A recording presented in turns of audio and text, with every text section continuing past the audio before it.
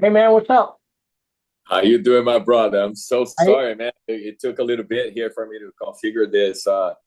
My computer is not working, so I needed to get my wife's iPad here in the picture. cool. So how you doing?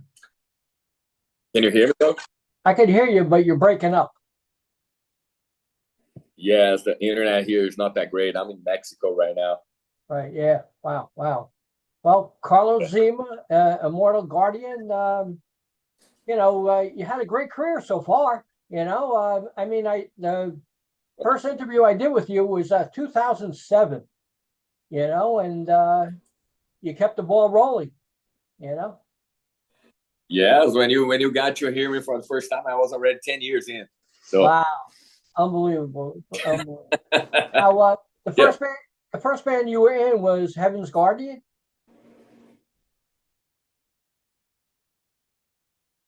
Up, I guess you know. yeah. Cool. And there were some releases, Rolling Thunder, Doll and other like that. How'd you like that band, the Heaven's Garden? Well, we're still working together, right? We're touring every year together still for the last 30 years. We play symphonic metal, but with a whole symphonic orchestra. Right, yeah. So we've been doing that with the full orchestra since 2018. Right. So we've done a few tours with that. We just recorded our latest album, Chronos, with Roy Z here in Hollywood. So this was our latest album. Right. Cool. Now, you also played with Metal Mike for a little bit, huh? Yeah, so we recorded an album together, 2010, The Metal Worker. Uh-huh. And we've done some touring recently, and we're going to tour this year again for the 25th year anniversary of Resurrection. So we're going to be playing the album and playing some other tunes as well with the Halford Band. Wow, cool. Definitely cool. Now, Immortal Guardian, you guys are doing really well. I see videos all the time and everything. How's that band going out? Amazing, man. We just released our 5th album together.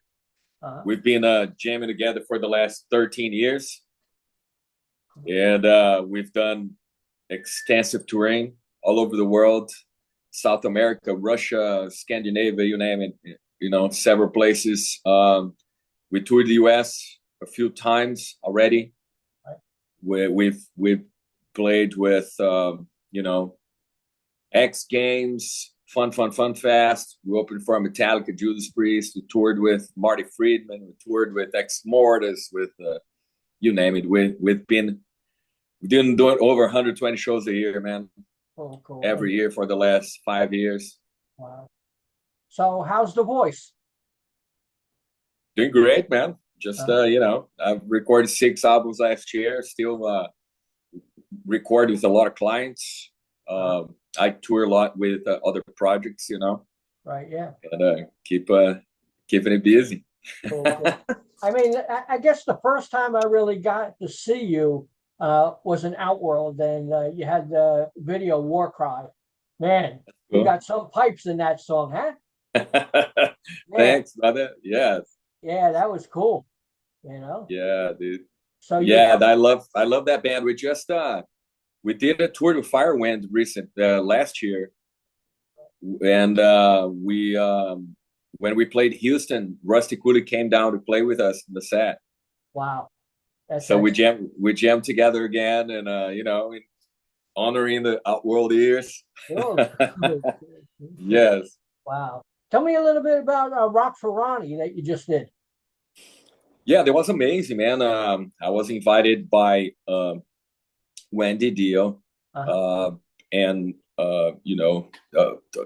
also Jessica Chase was one of the ladies that helped put the festival together. She was one that organized the All-Star Jam, right, with all the Dio's musicians, wow, and other guests, which I came to be one of them. Cool. And we, you know, it was amazing, man, to hang out with those guys all day there. I got there really early for sound check. I'm friends with some Sebastian Bach members of his band. Right. Got to hang with him for a little bit. His son is a good friend of mine. We both live in Las Vegas, and we get to hang for a little bit. We're working in some production over there together, right, as well. And it was great, man. There were a bunch of people there that I have jammed together for years, you know, along those years. Bjorn, we jammed together. A few of the guys, right, you know, Ira Black is one of my good friends as well. Yeah, that was amazing, man. The vibe was great. And that was, you know, very important to be a part of such a great cause, you know. Right, yeah, definitely. So they have raised so far $2.5 million, wow, for this institution that supports cancer research, you know.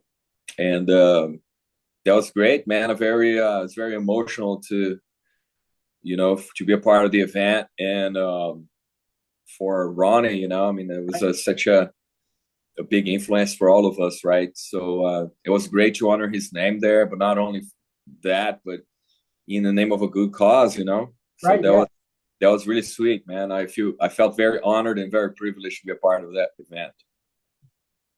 Now, when you go on tour and stuff like that, you say you did different countries and stuff like that. How's your wife feel about that? We're both musicians, right? Uh-huh. So we've all been there. Cool. You know, we gotta just be professional, and that's what we do. So we understand each other, you know. So what's it feel like when one of your releases come out on vinyl and have that big vinyl in your hand? It feels great, man. I'm old school too, you know. I remember the vinyls when they were out as they were, you know, in Brazil. It took a long time for a CD to come in. We were about like 10 years behind, you know. Right, yeah. So it's still vinyls and cassettes, you know. That's all we had, you know. And but it feels great to see it coming back, man. There's a lot of collectors out there now. Some kids that are, you know, not even with enough of the age to remember it when it came out, you know. But I think it's fascinating to the point that it's still a technology that exists, right? And it's so cool to just have that material out. And when we're out on tour, it's one of the best-selling items that we have in merch, man. You'll be surprised how many people will still buy vinyls. Right, yeah. Definitely. Yeah. Wow. So if you had to pick vinyl, cassette, download, or CD, what would you pick? I don't know, man. I think I'll go with the vinyl for the right. You know, the epicness of it, you know. Solar flare. Yeah. Right now, man, everything would go down, man. No CD player would work, but the vinyls would still work, you know. Yeah, definitely. I mean, so I would stick with the vinyls. Definitely. I mean, even the computers now these days don't have CD-ROMs on it, and cars don't have it, and you know, so yeah, you know, it's a little disappointing. But I'm with vinyl too. You know, definitely. Yeah, 100%. Yeah, I like, you know, don't get me wrong, I like the how, you know, the years came by in terms of having the music accessible to you, right, in such an easy format as it is digital, you know.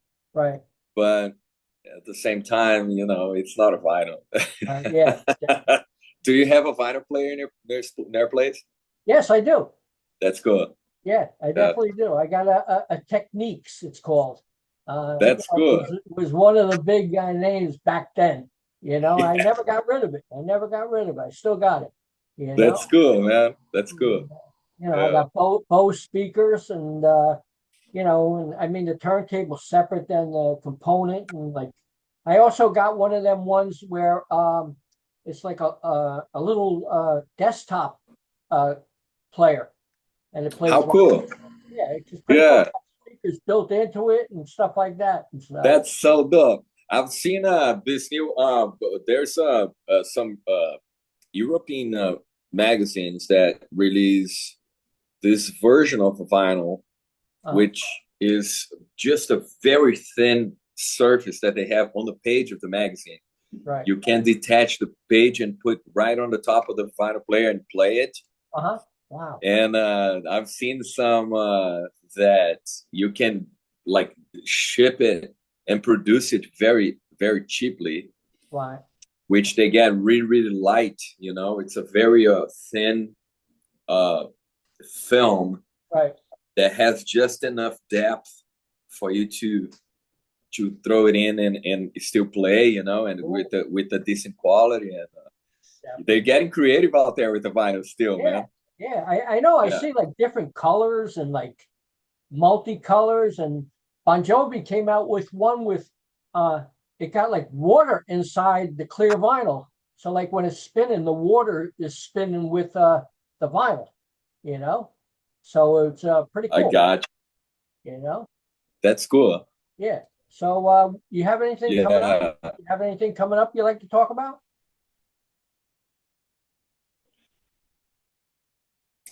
Well, I have quite a few things. Some of them are NDAs, which I can't speak of right now. But there's some really big things coming out, man. Cool. Yeah, I just can't speak off at the moment because I signed NDAs on it. But what I can say is that it's really, really exciting. Also, I'm working on the production of South American and European tour for Heaven's Guardian with the orchestra. So we're working on the development of that right now, in the phase of negotiating with partners and sponsors and whatnot, which it's a very complicated kind of phase. So it varies a lot on what we can accomplish as far as that, due to the fact that it's very logistically expensive to make it happen. Touring with 130 musicians is not that easy. I'm sure it's not. But it's doing great, man. Last year, we packed the theaters down there. The response couldn't have been better. Over there in South America, we had many guest singers throughout the tour.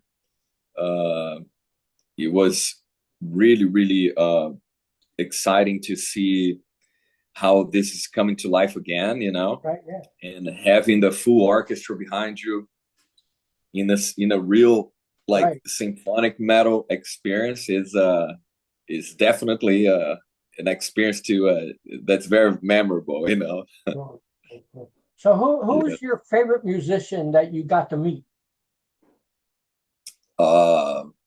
Man, I gotta say I've been very lucky and privileged to jam with all the guys that I've seen on magazines when I was a kid.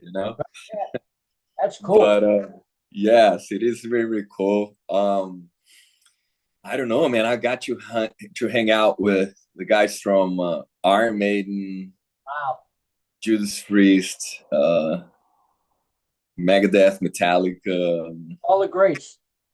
Man. I've got to, like I said, I'm very lucky and definitely very grateful to have had all these opportunities. But I would say, in terms of like really satisfaction as a fan, as a musician, I would say that hanging out with the guys from Maiden was definitely a very life-changing experience to me, just to say the least, man. In terms of not only just how grateful I was just to get to meet the guys, but in learning how to having just a little bit of that life experience and having I don't know, there was a very, very it changed my perspective, in several levels. When I got to see Steve Harris, and he told me that as I was looking into the whole picture, the whole structure behind the stage, and there were these two operators just to manage the whole mechanical part of the set over there behind it. And it was a few years ago when they didn't have the digital thing and the air blown pieces. There was the eddy where it was there were two tractors just to move the eddy structure, you know, and those guys operating. And as I'm looking at the 18-wheelers just hauling in, and they're unloading the gear, and there's like hundreds of people setting this up, and I'm looking at it, just seeing everything come together. And then as I'm hearing from Steve Harris' mouth, you know, it's like, yeah, man, it's many years sleeping in a van and sleeping in a van and eating a sandwich a day, you know, to accomplish this point. Oh, cool. And it's the reality now, and it sinks in when lots of bands nowadays they have difficulty in grasping how important it is, the consistency, you know. And not many bands want to stay there for decades, you know. Right. Yeah. And the things become hard, things become inaccessible, things become, you know, very complicated. And in the developing this, you know, this part of the business, and, you know, the understanding of what it is, the business, and what how much you give up, right, you know, to make this happen. You know, many people out there. Give me 1 second. Okay.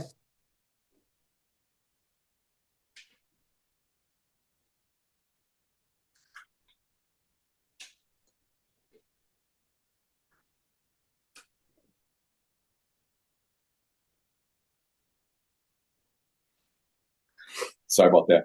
No problem. Yeah, so many bands, many, you know, musicians out there, they don't understand, you know, how much it takes, you know. Right. Yeah. And they think it's one video that's gonna go viral, and it's gonna change the game. Right. But that's not how it works, man. You know, you gotta have a sequence of viral videos. You gotta have a production of content nowadays that it's pretty much like a new job.